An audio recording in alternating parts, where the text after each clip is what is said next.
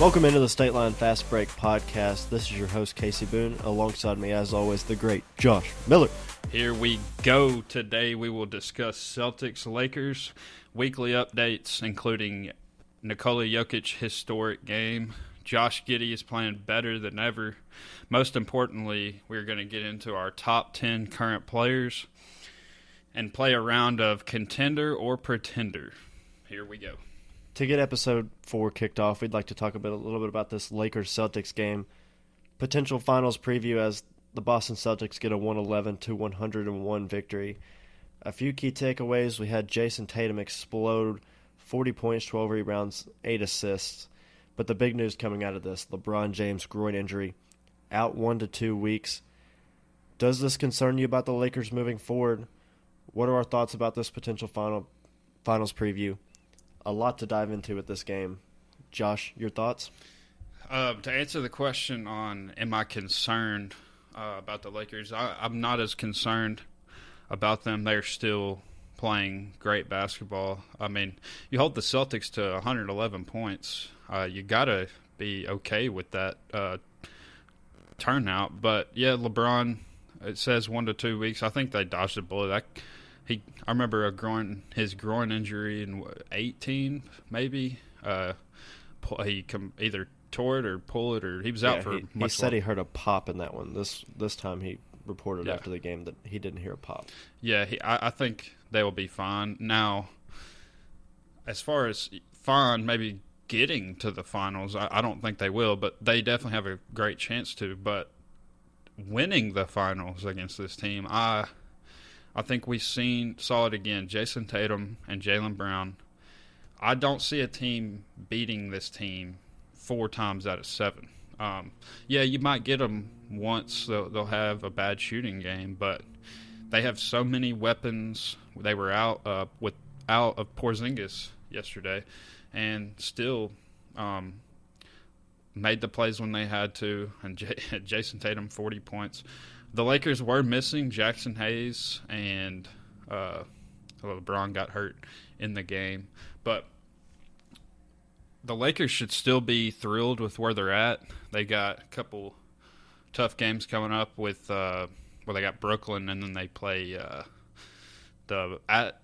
in Milwaukee and in Denver Friday. But overall, they had won 8 in a row. I still think you got to be sitting high, but Boston continuing to impress. What were your thoughts last night? One guy that's not going to get a lot of credit coming out of this game is Al Horford. There were several key defensive stops that he played on both Luka Doncic and LeBron James. To get 37 minutes out of Al Horford at the age of 38, I believe, it's very impressive that he's able to have that stamina, give him those minutes. Again, you talked about it without Porzingis. They didn't get a whole lot from Derek White or Peyton Pritchard, who were the first time in NBA history 2 guys scored their first point games as teammates together just a few nights ago. Pretty impressive win for the Boston Celtics. They didn't even do it based on their 3-point scoring that we see them run a lot of teams out of the gym with. It was defense. It was muck up the game. It was Horford. It was Holiday getting into guys on the defensive end. This was a lot different style of a win than I think you typically see from Boston, but it just shows their diversity. They've got so many different ways to win. When they get Porzingis back, it's going to add a whole new element with the rim protection and the outside shooting ability that he provides. I am very concerned about this LeBron James injury. I don't think it affects him too much in the immediate future, but I worry at the age of 40 to have a soft tissue injury like this, if it was something that would come back and bite him and something that he keeps battling through as the year goes on, that could be of major concern for the Lakers because they're going to need him. We talked about it last week, about the reemergence and the way that he's been playing from the All-Star game. If he's banged up moving forward, especially because Luka had a good scoring night, but he's still trying to figure it out. He still looks like he's a little banged up. Looked like something with his hip bothering him last night. Yeah, he didn't look himself. He had probably one of his more efficient shooting games so far as a Laker, but you're going to have LeBron healthy. I thought it was interesting without Porzingis that they decided to go with Vanderbilt as the starting center. They didn't have Jackson Hayes in this game, so you kind of had to go small, and I think that was also allowed Horford to kind of have a little bit of an impact down low, scoring the basketball, and it allowed him to kind of play on the perimeter a little bit. They didn't have to worry about putting Al Horford down low and guarding a big guy. So that was very interesting the way that the Lakers decided to play that. Yeah, it was another great atmosphere. Ticket prices were at an all-time high. It was a NBA Finals feel to the game last night. Sucks to see LeBron go down, and you made great points. It could come back. We've seen, like we mentioned earlier, he hasn't had many injuries in his career, but for some reason, as of past few years, the groin has been something. But with the reports that Shams released this morning, it didn't seem to be too serious. I think they said they're going to take another look at it either tomorrow or the day after some of the swelling goes down. But the Celtics still the team to beat. I still think that they should be considered the favorites in the entire league. One stat that I think is very interesting coming out of this game, it was a pretty back and forth first half, but that third quarter, the Lakers had more turnovers than they had field goals in that third quarter, and that was what really broke the game open for the Celtics. You don't expect a team that's controlled by LeBron James and Luka Doncic and Austin Reeves, three very high IQ, ball-dominant guys that are very efficient, don't turn the ball over a lot. For that team to have more turnovers than field goals, that was allowed Boston to really kind of run with it. The Lakers put up a good fight in that fourth quarter, but they set themselves in such a big hole from the way that third quarter winded down.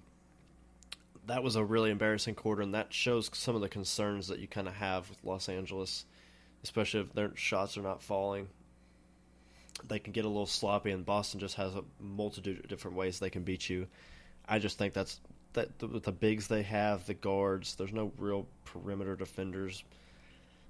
From the guard position, they have Finney-Smith and Vanderbilt and some of these guys that can guard, but they don't have guys that can stop Jason Tatum, Jaylen Brown, and then you can throw in Derek White and Drew Holiday who can score as well. If this is a finals preview, I don't think the Lakers have any sort of chance to beat Boston, much less any team beating Boston in a 4-game series right now. Yeah, I agree. Rui Hachimura also was out last night for the Lakers. He has been battling a knee, but I don't think – I mean, he's a good player. I don't think he would have changed the outcome of this ball game. But two bigger, more important things. We witnessed a very historic game Friday night with Nikola Jokic, the first ever 30-20-20 game.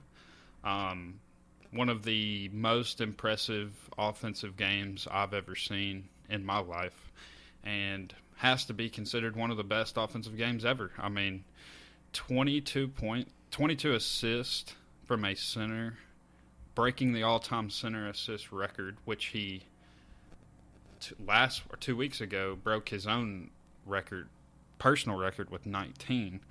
I mean, I'm telling you, man, that we're going to have to start having some serious conversations historically regarding Nikola Jokic. What were your thoughts on his all-time performance Friday night? He's a special offensive talent. We really haven't seen somebody that does things in the facet that he does, the ability to score the ball, the ability to pass the ball. He does both. We've seen guys that are probably greater historic scorers and greater historic passers, but nobody does it at the level that he does it in both of those categories. I think, what's the stat? He's on pace this year to have top 3 in both points, rebounds, and assists in the entire NBA this year. That's unheard of. He's just, he's a one-of-a-kind. He's a unicorn. We talk about that a lot of players, but Jokic truly is a one-of-a-kind player. It was a special, special game. One of the best games we've seen in the regular season so far with them in Phoenix. Phoenix still trying to just fight and hang around in the play-in race. There's a lot of teams around them that are injured and moving around. We'll see kind of how that play sends out. But we talk about Boston as a team that's going to be hard to beat. If they get the type of performance that they were able to get out of Christian Brown and Aaron Gordon in this game, Denver is going to be really, really tough to beat in a 4-game series. They've got the championship pedigree already. We'll see what happens with OKC, but Denver has to be considered one of the favorites in the West right now.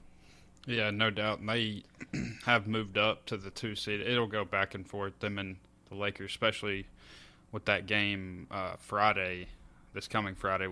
They're gonna play again in Denver, will be important. I'll be interested to see who will get that 2 seed because they'll be playing the 7, which could be Phoenix. Who knows? Who's gonna win that play-in? But another guy who is playing great basketball, who is playing under the radar, is a former Oklahoma City player that was traded this past offseason, Josh Giddey. Really has helped the Chicago team out and now has a little bit of the pressure off of him not being on a top-tier team and the numbers he's putting up. I'll let you explain those, but I wanted to point out one funny hypothetical situation that the Oklahoma City Thunder did.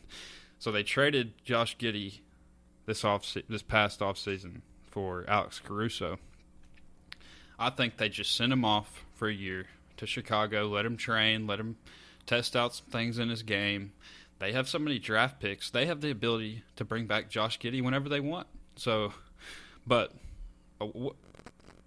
how do you feel about the way he's been playing here lately? Well, since the All-Star game, Josh Giddey is averaging 22.5 points per game, 11 rebounds, 9 assists.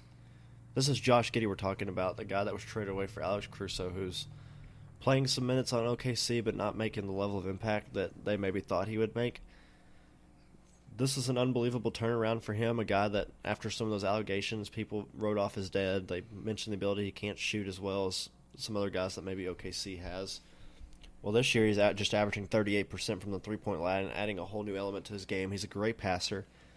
He was and still would be a great fit on the Thunder, so I'm interested about your proposal for the rest of the NBA. I hope that doesn't happen, but this has been a very special turnaround for Josh Giddey. He had 26 points last night, 10 rebounds, 12 assists, 70% true shooting percentage. He joins Michael Jordan as the only Chicago Bull to achieve this stat line or better. It's a special run that he's been on. He's going to be highly sought after moving forward if it was someone Chicago decided to move on from. He would be a perfect fit next to OKC. I don't think that should happen, and I would advocate highly against it. But Josh Giddey has been somebody who's been on a roll and should get more attention, and I think is going to have a huge market going into the offseason. One topic we should talk about just slightly, although this would be better for one of the midweek episodes, but there is a lot of beef and situations going around the NBA media landscape. You got Kendrick Perkins, Charles Barkley. Are they setting up some sort of WWE type of match? And then you got LeBron getting up off of his seat during a team huddle and during the fourth quarter confronting Stephen A. Smith. I thought it was pretty funny, to be honest with you. And Stephen A. Smith addressing everyone should go check out Kevin Love's Twitter post regarding this. Anyways, there's just a lot. It's a lot going on around the NBA. It's kind of funny. I'm very interested to see Charles Barkley moving to ESPN. As bad as he talks about them, I think it's really funny. He calls them fools, idiots, and he claims himself is going to be one of those fools and idiots who only talk about the Lakers and the Warriors, when he claims that everyone should be talking about the Oklahoma City Thunder and the Cleveland Cavaliers, which part of me agrees with him, but at the same time, we let off the show with the Lakers. They're always going to be the talking point, and they just made the biggest trade in NBA history. So I'm kind of on both sides there, but I think it's just funny to see what all's going on around the league from a media standpoint. This is exactly what we talked about in the last podcast. We've got these narratives. We got Stephen A. Smith now going on the Skip Bayless show. Like, hell must have frozen over. Those two guys hate each other, but they're bonding over their hatred towards LeBron James and Bronny James, who should be playing in the local Knoxville men's league. It's ridiculous. The fact that these are the topics that we are headlining with, we should be talking about the game. This is exactly what we talked about in the last episode. It's a joke. Kendrick Perkins is a joke. I completely agree with what Charles Barkley is saying, and I hope he goes to ESPN and changes the standard of how the sport is covered, talk about the teams that should be talked about, instead of just making baseless claims that you see Kendrick Perkins and a guy like Stephen A. Smith say. The fact that our people's supposed GOAT, who isn't even top 5 all time, but we'll get into that in a different discussion. All right. LeBron James, supposed face of the league, supposed as one of the greatest players of all time, is getting up in the fourth quarter, during a timeout, and going over and talking to some media bum who now ESPN, when they could be paying guys like Zach Lowe to cover the NBA. But no, we're going to pay Stephen A. Smith 5 years, $100 million. It's embarrassing. It's embarrassing for the league that you've got your supposed face of the league going over there and talking to the media guy during the fourth quarter. It's a joke. I hope Stephen A. Smith goes on Skip Bayless' show and they both just lay into LeBron because he deserves it. But the fact that these are headline news and the fact that this is what our star players are doing in the middle of a game, I think it's embarrassing. And exactly what we talked about last episode that needs to change and is what is hurting the ratings of this game.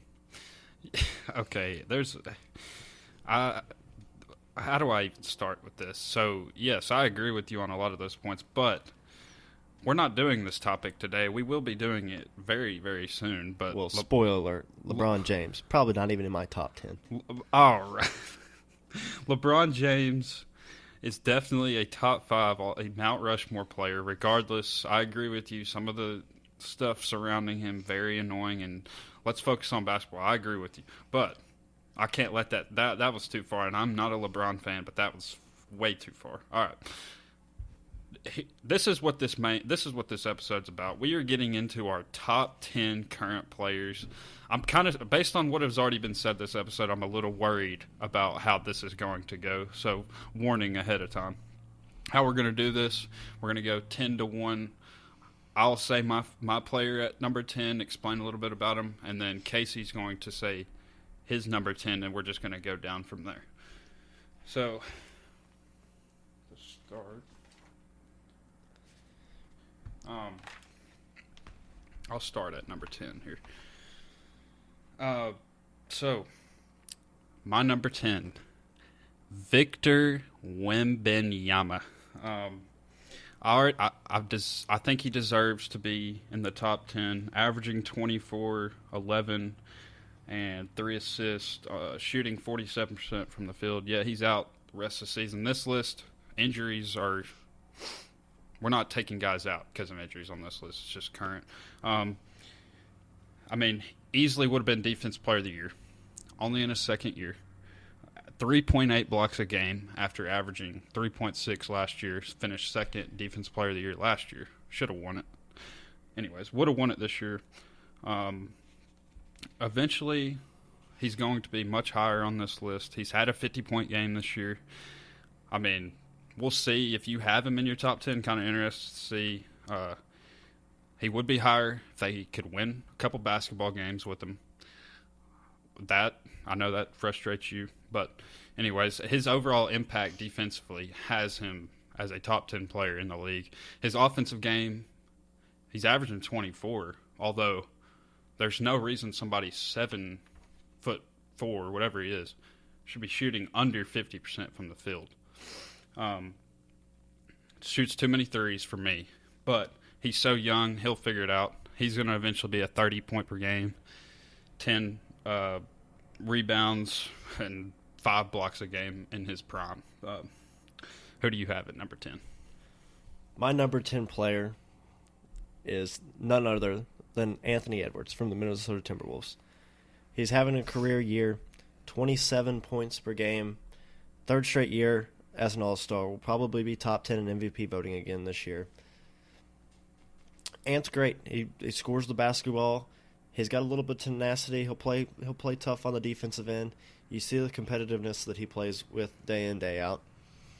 I wish he was a little bit better on the defensive end. You'll see he averages a steal a game, half a block. You'll see some moments where he's aggressive when the game gets tight, but I wish he'd play with that defensive intensity the entire game. He's having a career year shooting the ball, shooting over 40% from 3 this year. The overall field goal percentage is down this year, but he's taking more shots per game this year. There's nothing that you can really say. He deserves to be on this list. He's one of the best players in our game. We talked about it ad nauseum in the last episode about who's going to be the face of the league. Ant said he didn't want that pressure, but I think he definitely will be in that conversation, deserves to be in that conversation. He's having a career year. So Anthony Edwards falls at number 10 on my list of top 10 current NBA players. To number 9, Jalen Brunson of the New York Knicks. Love it. It's a great pick. Just sadly had an injury late night Lakers game, but averaging 26 a game, 3 assists a game, or 3 rebounds, 7.4 assists, shooting 49% from the field. Clutch numbers. Hopefully he doesn't miss out on the awards because he's going to get the weird, but the Clutch Player of the Year award he's most likely going to win. He's, according to NBA.com, clutch numbers, he's 47 of 90 from the field this year, which is very, very good. But I have him on this list mainly because of his playoff run last year. And Anthony Edwards also had a great playoff run last year, although he had a lot of help. Jalen Brunson had last year in the playoffs 13 games, 32 points per game, 5 40-point games, and a 39-point game. He deserves to be on this list. I think he's a superstar in this league, although he hasn't made it to a conference finals, and a lot of that has to do with the way Thibodeau, I could see the Knicks moving on from him this offseason, and that's another conversation. Jalen Brunson deserves to be on this list. I was juggling this spot, Jalen Brunson, Donovan Mitchell, but I sided with Jalen Brunson mainly because of what he's done this year, his value to his team, and his playoff run last year. That Jalen Brunson's a guy I did not have on my list, but he is definitely deserving. I have been a lot more vocal about the praise of Jalen Brunson on this podcast, so the fact that Josh has him in over me says a lot about the impact that he makes on his team. I think the Knicks are in the position they are because of what Jalen Brunson has done. So definitely deserving to be on this list, but just unfortunately because of how many great players we have in this league, he did not crack my top 10. But coming in at number 9 for me is Stephen Curry of the Golden State Warriors. He's a little bit down this year. We talked about it last episode about his resurgence since the All-Star break, which we haven't talked about it, but the Warriors are now 12-2 with Jimmy Butler, 12-1 when Butler actually plays. So incredibly impressive what the Warriors have done since the All-Star break. That's a lot because of what Curry has become over the last 10 or so games. As I talked about, he's down in scoring. 3-point percentage is down a little bit. Overall field goal percentage is down. We haven't seen the level of Steph Curry that we have in the past, but he's still definitely playing like a top 10 player. Just had a ridiculous game the other night.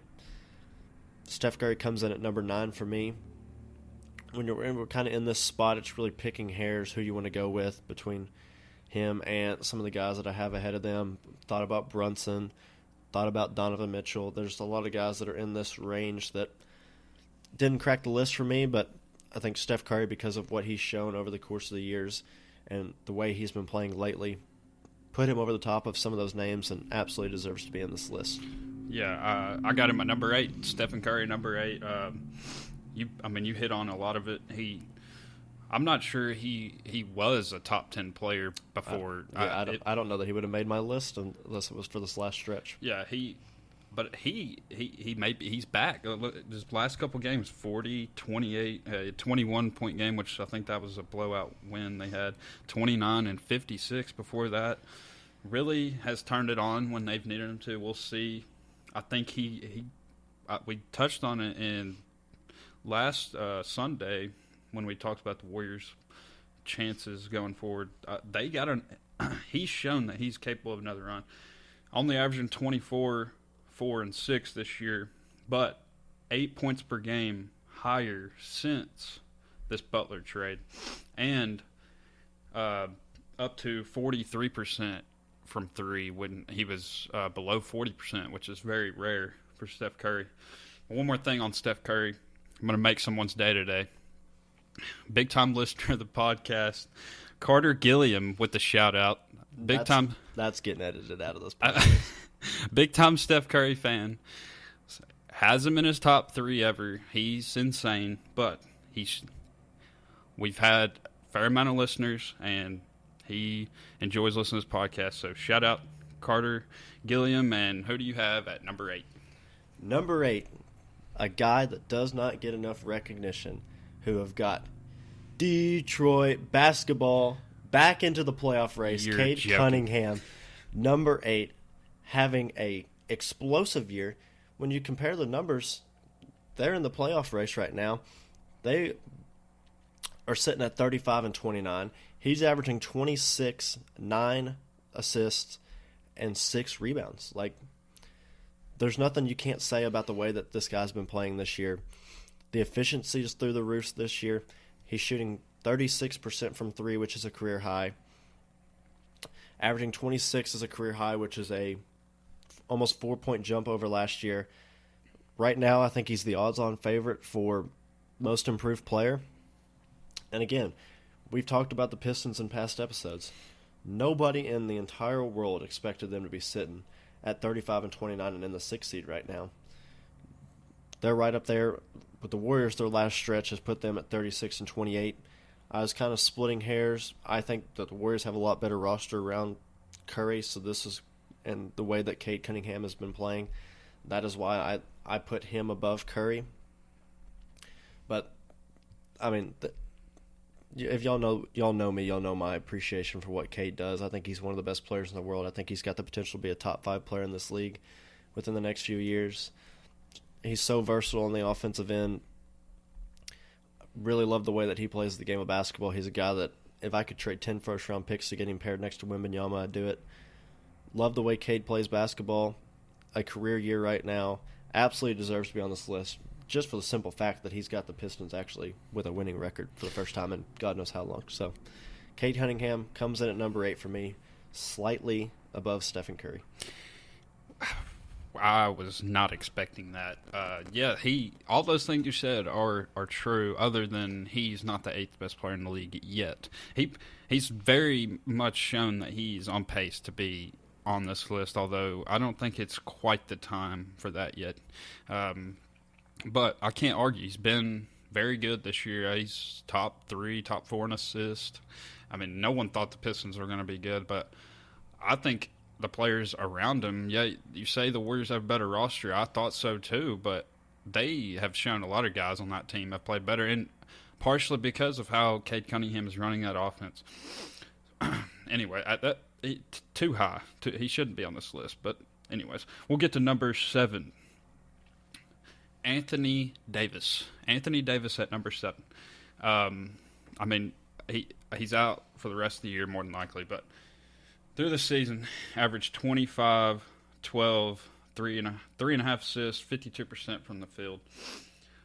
Victor Wembanyama is the best defensive player. I think Anthony Davis is the second best defensive player, averaged 3 blocks this year, can defend almost any position.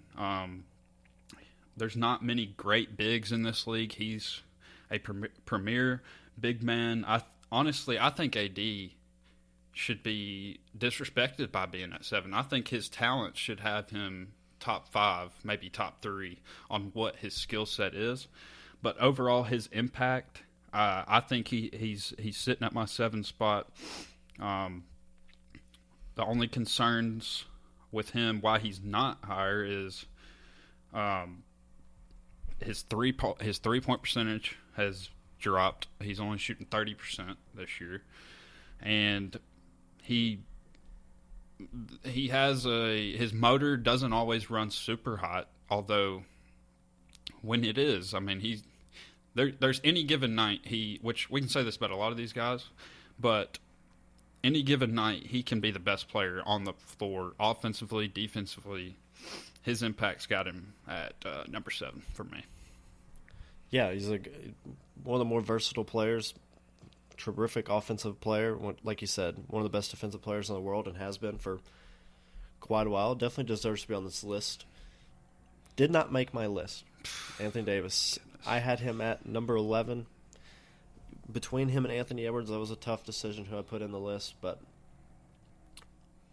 for a multitude of different reasons, I had Anthony Davis sitting on the back. But to get into my number 7 player, hate to do it, but LeBron James comes in at number 7 for me. He's a clown. He's terrible. I mean, he's down this year in just about every stat. I don't have a lot to say about this guy. I didn't really want to put him on the list, but I would get a lot more hate if I didn't. So glad he's hurt. Glad I won't have to see him on my basketball screen for a couple weeks here. LeBron James, number 7. That's really all I got on this guy. Okay.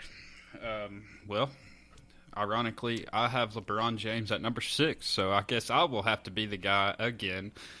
And I don't like doing this. I have to be the guy who has to defend him. So I guess I'll do that here because he does deserve it. 25 points a game, 8 rebounds, 8.5 assists, 52% from the field. I just find it hard to put guys ahead of him based on what he just continues to do. Obviously, Kendrick Perkins has him ranked best player in the league. That is not the case. Well, we've already gone over what we think about Kendrick Perkins. Shouldn't have a microphone, shouldn't be on ESPN. He shouldn't even be on Knox News. He shouldn't have a platform whatsoever to talk about the game of basketball. He was terrible when he played. He's terrible as an analyst.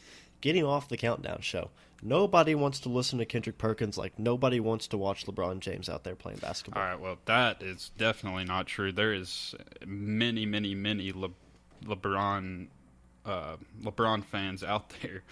So I understand you don't like LeBron, which I'm no LeBron fan, although it's going to sound like I'm the biggest LeBron supporter of all time because of you. But he's got don't let him lie to you. No, LeBron is his bed sheets. No, if he listens to a comforter with if LeBron. You know me, you know my past. I'm no LeBron fan, but I'm going to give him his credit where credit is due, and he's still a top 6 player in basketball. Shooting 39% from 3 this year. That's very good for him. I mean, he's 8.5 assists still, 25 a game. I mean, he's the 6th best player in basketball. So, who's your number 6? For number 6 for me is the guy that we watched him play last night, Jason Tatum. Having another, like most of these guys, having a career year. I mean, he's averaging 27 points per game, shooting 36% from 3. One of the best years that he's had in his career outside of that 2022-2023 season where he averaged 30 and was 4th in MVP voting. This is a guy that's about to lead his team to another potential finals run, another potential championship win. You got to give Jason Tatum his credit. He had an explosive game last night, like we already talked about, 40 points, 12 rebounds, 8 assists. He does just about everything for him. He's not a terrible defender. I mean, he's not particularly great, but he puts in some effort. What I like most about Jason Tatum is, unlike some of these players that are at the top of the league, these rivalry games, like he steps up for these games against the Lakers, games against the Sixers in the past. Like, he rises his level of play for these big games. That's super impressive to me. Like we talked about, he's got Boston as the finals favorite, in my opinion. So coming in at number 6 for me was Jason Tatum. Well, all those reasons, he's a top 5 player. Why is he not in your top 5? There's just better players. Jason Tatum comes in at number 5 for me. He deserves to be a top 5 player. He's the best player on the best team. No, they don't have the best record this year, but they're the best. Everyone knows they're the best team. I think he should have won Finals MVP in the final. That was my opinion. He led them in scoring, led them in assists, led them in rebounding, and didn't get Finals MVP, though, because of his shooting percentage wasn't great. And that's the only knock why he's not higher. He's only shooting 45% from the field this year. But he deserves to be top 5, coming off a championship year. I mean, like I just mentioned what he did in the finals, he's the best scorer on his team. He's arguably the best passer on his team. Arguably the best rebounder on his team. Although You got Al Horford, Porzingis, but he's given you 26.8 points a game, 8.8 rebounds, giving you 6 assists a game. I mean, there's not much else I can say. He deserves to be a top 5 player. He catches a lot of hate because people call him corny. People say he has no, whatever it is. I mean, he's a top 5 player in the game. I think it's sort of disrespectful to him that you don't have him in the top 5, especially coming off a championship. I understand he didn't win Finals MVP, but he's the best player on the best team. I'm scared to hear you. Who's at 5? Coming in at number 5 within the next 2 years will be the number 1 player in basketball. Victor Wembanyama, number 5 in the league. And let me explain. The numbers may look damaged. Before the trip to Paris to play against the Pacers, before he started having the fatigue and some of the lingering issues from the blood clots, pre the blood clot injury situation, 26 points per game, 10.5 rebounds, 4 assists, 4 blocks, 1 steal, 48.7% from the field, 36.2% from 3 on 9.2 attempts a game at 7'4". That is unheard of. That is insane. 61% true shooting percentage. The guy was on another level. The Spurs were firmly in the play-in race. They were starting to play their best basketball. He goes on the trip to Paris, gets sick, struggles down the stretch. There were starting to become some concerns.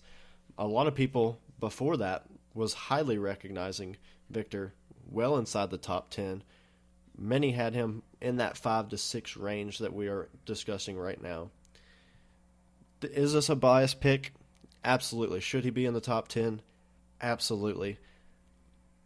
If we're talking about top 10 best players and we're taking out the injury portion of it, Victor Wembanyama, having a historic sophomore season, was going to be unanimous Defensive Player of the Year.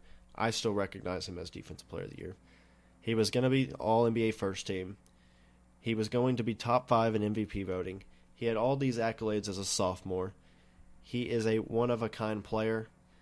He deserves to be well inside this list. My bias is going to push him up at 5. I think he deserves it. History will look back on this pick very favorably. Victor Wembanyama will be higher than 5 for most people at the end of next year, and you can book in that. Victor Wembanyama coming in at number 5 for me. He deserves it. He's the GOAT. Victor Wembanyama, number 5. Okay, let's slow down here. Victor Wembanyama, I thought for sure you just were going to have him out of the top 10. You hadn't said him yet, and I was starting to get a little worried. You thought me? I was getting worried. Why haven't I heard Victor Wembanyama's name yet? And you have him at 5. It's far, far, far too early. A month ago, before this injury happened, I did some research on some other people's top 10 just to give me some information and kind of see where I wanted to place people and stuff. Many had him at 6. A couple had him at 5. There were some that had him down at 10, 11, 12. So it's not a completely there's other people that recognize Victor in this top echelon. Is it high based on the way that his last month played out? You could probably say that. But I'm using this platform right now to talk about the greatness that he was before the blood clot and the projection that we look at from him moving forward. I mean, there's no arguing with the fact that he's a top 5 talent, and he's gonna be number 1 on this list in a couple of years. I'm not gonna fight you on that, but he is not a top 5 player in the league currently. He's done some great things in this league, and I think he's the best defensive player in this game. But his offensive game is too up and down right now. He explodes, but his shot selection, I mean, it's not great. I'd like to see him play more on the block instead of, you mentioned 10 threes a game. I think that's far too many. I mentioned when I had him at 10, and I was scared that was going to be too high, but he's only shooting 47% from the field. He should be shooting 55% from the field. I think a little bit of that is your old school mentality. He's got a rare ability and an ability that we haven't seen many players have of being able to shoot from anywhere on the court. The Spurs, and they've made that very clear. They don't want him to play as a back to the basket player. They don't, even though he's 7'4", he skies over everybody. They don't view him as this dominant, just post, put him on the block, and let him go to work from there. They want him playing out in space. They want him spacing the floor because they believe from there that's his best skill set, and that's the best ability for the rest of the team to space the floor, help get other guys open looks. I don't think there's going to be a single world in Victor Wembanyama's career where he becomes a back-to-the-basket player and we don't see him taking 7, 8, 9 three-point attempts a game as we've seen him taking this year. They have been very adamant that that's what they want him to do, and I think we're going to continue to see that. And people are going to have to adjust to it because we haven't seen a player at his size play the way that he plays. Well, okay, yeah, I agree, but the 5's too. We got to move on, but 5, in my opinion, is that's why we're doing this list. It's good to have different of opinions. I mean, I think in this podcast we've had a lot of moments where we agree on a lot of things. I think this is a good exercise to kind of compare and contrast some notes. And it was a biased pick. In some areas of this thing, I wanted to do my best Kendrick Perkins impression and great Kendrick Perkins impression. Go for a bold take, and I think it's going to work out for me in the long run. But we'll get to your number 4 now. Okay, number 4. This one was out of all the spots on here, 4 through 2, 3, and 4 were the hardest spots for me.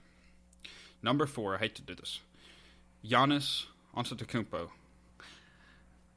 It feels disrespectful to have him at 4 based on what he's done, based on what he's doing this year, giving you 30.8 points per game, 12.8 rebounds, 6 assists per game for Giannis on 60% shooting.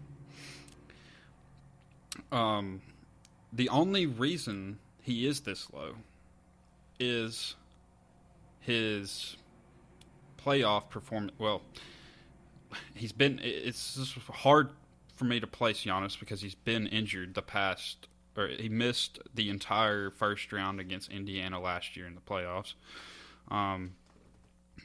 But the 23 season, they lost to Miami in 5 games. He missed 2 games that series, but he was banged up, but he wasn't the best player in that series.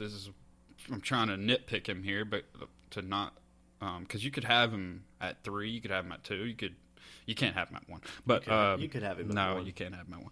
But he wasn't the best player in that series. I think that hurt him just a little bit.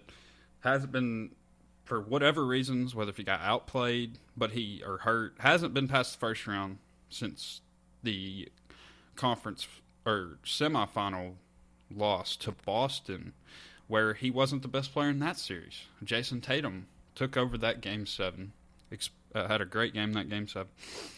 But it's hard to nitpick because he's such a great player. Historically speaking, people have him top 20, top 15 potentially. I mean, I'm not going to go that far yet, but he's got a Defense Player of the Year.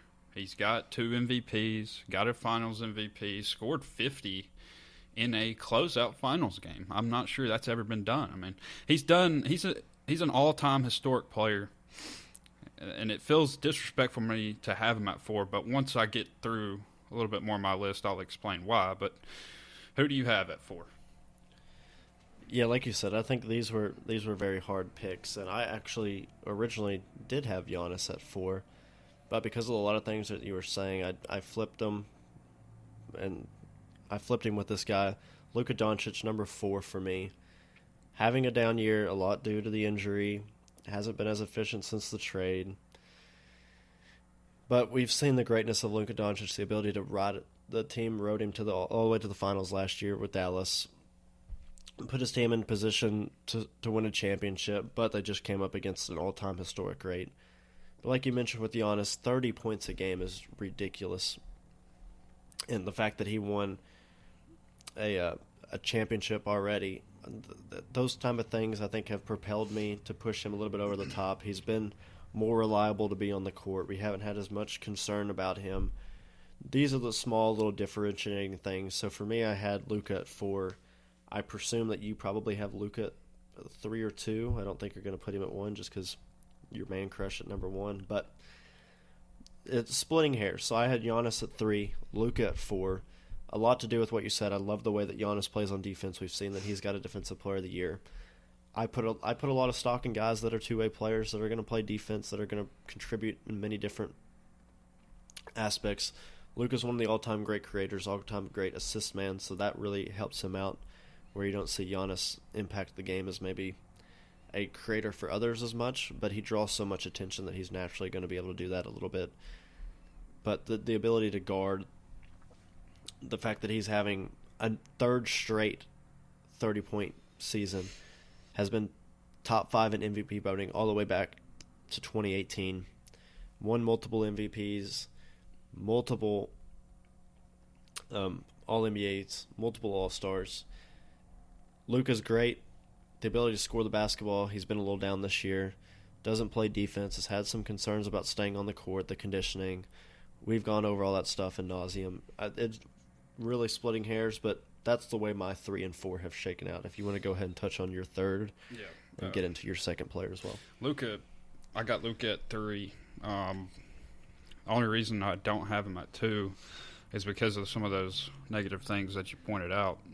Last year, I had him at 2 pretty much the entire year. The finals, people, it's easy to pick on him from his finals performance.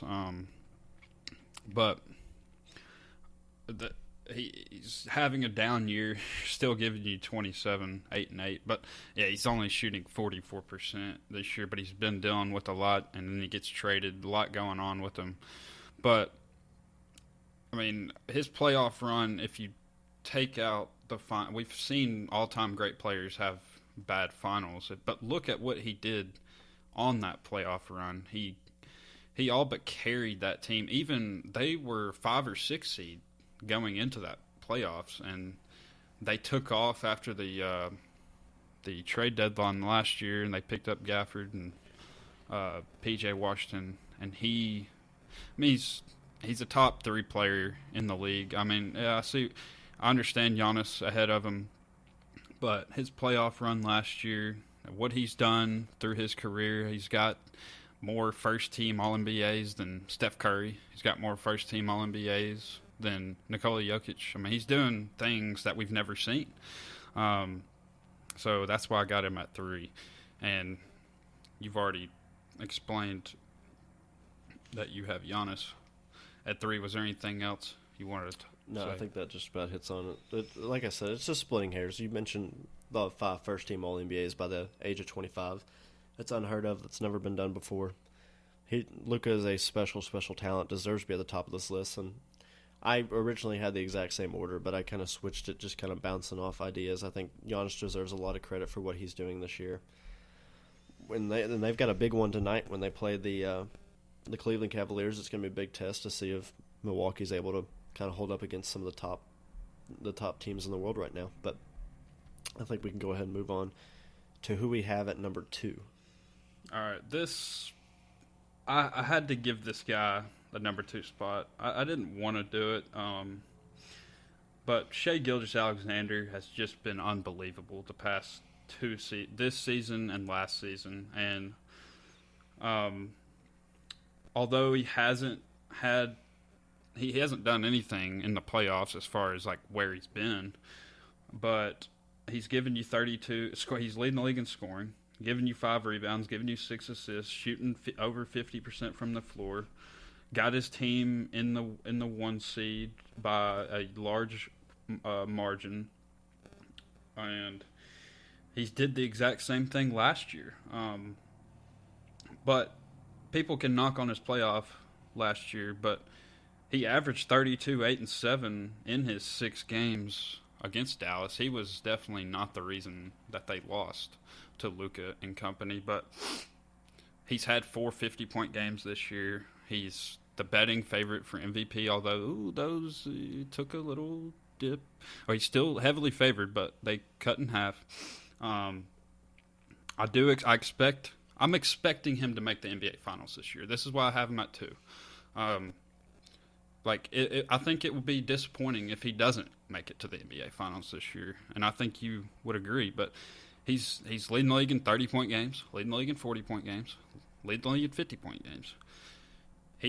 I believe he deserves to be the. I think he's earned the second best, even though his playoff resume isn't there yet. But it seems like it will be coming. And for my number 2, I've got Nikola. Right. No, I'm just kidding. I've got the same thing for you. I've got Steph Castle at number 2. I mean, Shai Gilgeous-Alexander, because we all know Steph Castle is going to be that in a couple years. But Shai Gilgeous-Alexander, 33 points a game this year, like you said, the most 30-point per game, or the most 30-point games, most 40-point games, most 50-point games of any player in the league this year. The same reasons that you have. The big separation is the fact that Nikola Jokic is an all-time great, putting up historic level performances. We talked about the 30-20-20 game a little bit ago. The fact that he's already proven that he can win in the playoffs. He won an NBA championship.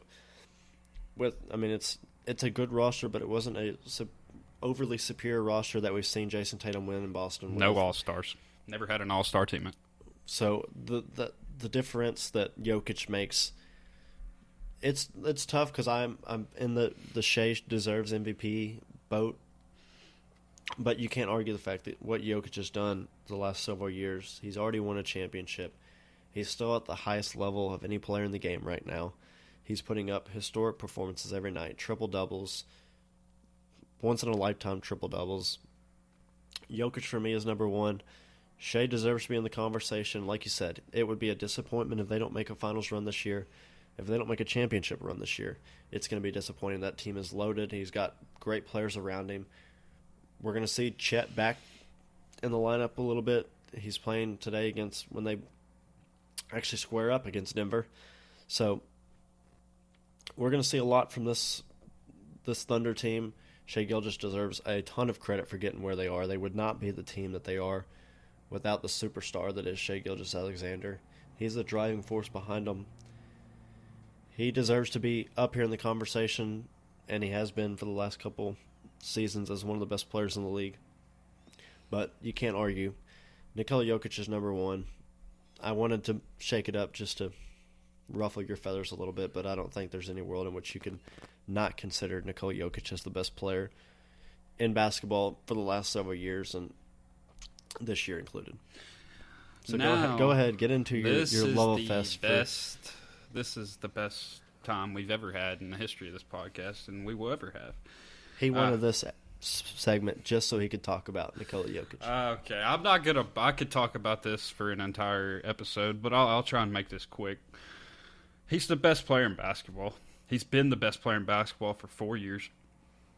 Maybe 4 years. It's not even really a debate in my opinion. He's head and shoulders above everyone else in the game, and he's not even a good defensive player. That just shows you that's how good he is on offense. And I've never seen a player more responsible for his team's offense than which everything runs through him.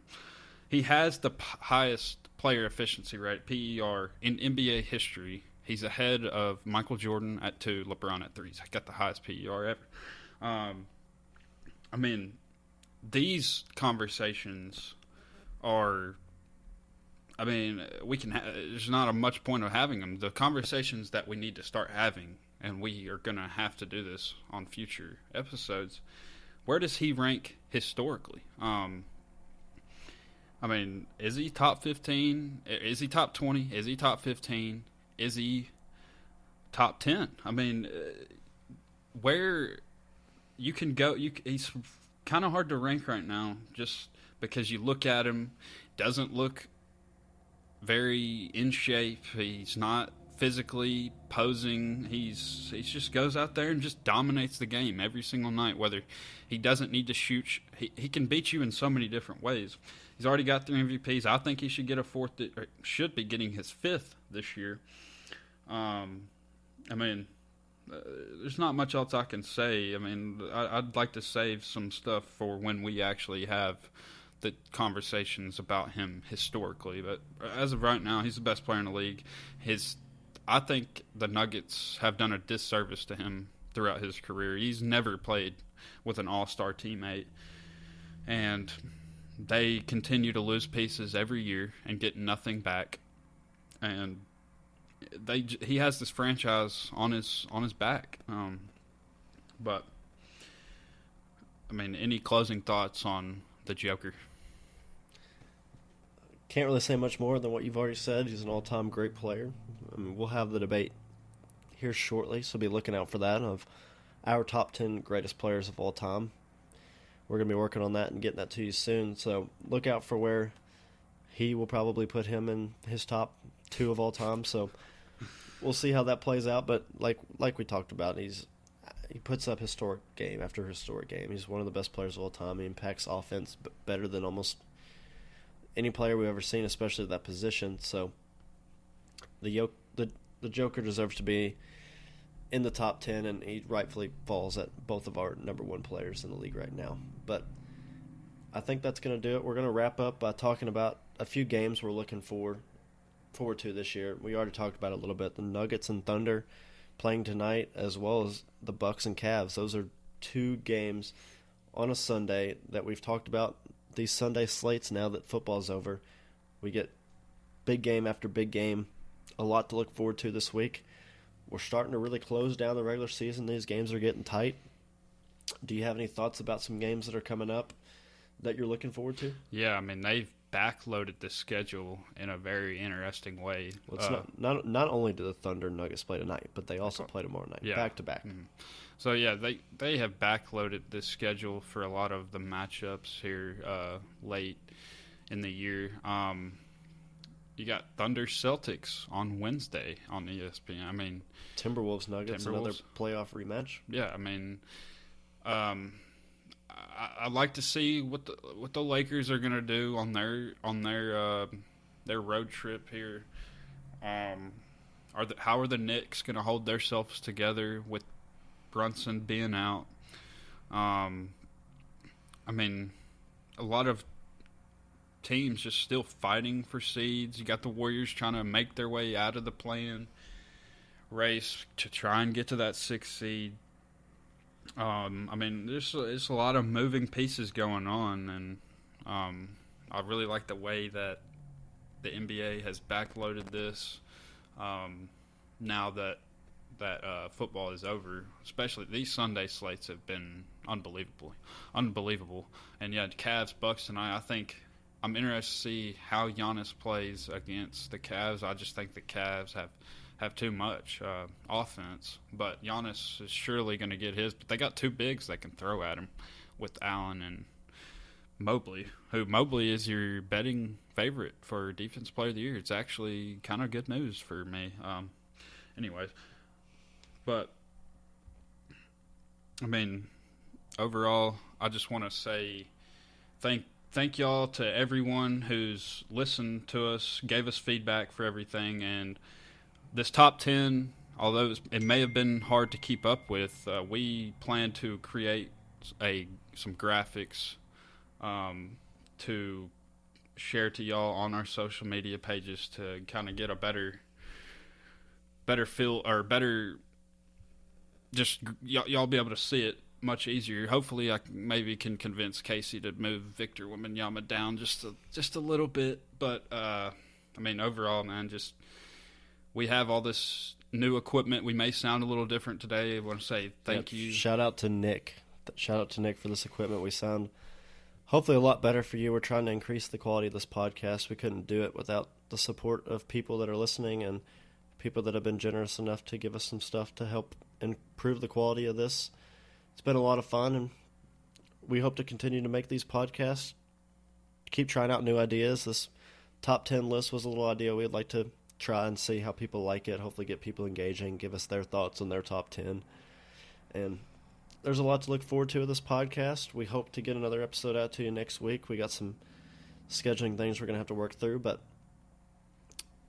it's been a lot of fun, and we appreciate all those that are supporting the podcast out there. And if you got any closing thoughts, go ahead with that. Just once again, thank y'all to everyone out there, and follow us on everything. We need as much feedback as we can get.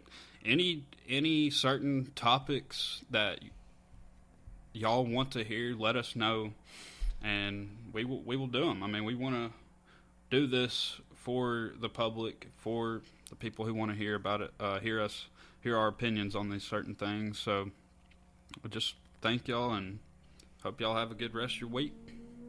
And again, to follow us on Apple Podcasts, Spotify, YouTube, Twitter, Instagram, at the State Line Fast Break Pod. You can find us wherever you get your podcasts and on social media. Please give us a follow. Please engage on there. Please leave us a review, like, subscribe, do all those things that everybody else wants you to do. And we look forward to creating more episodes, and we appreciate you guys, and that'll wrap this one up.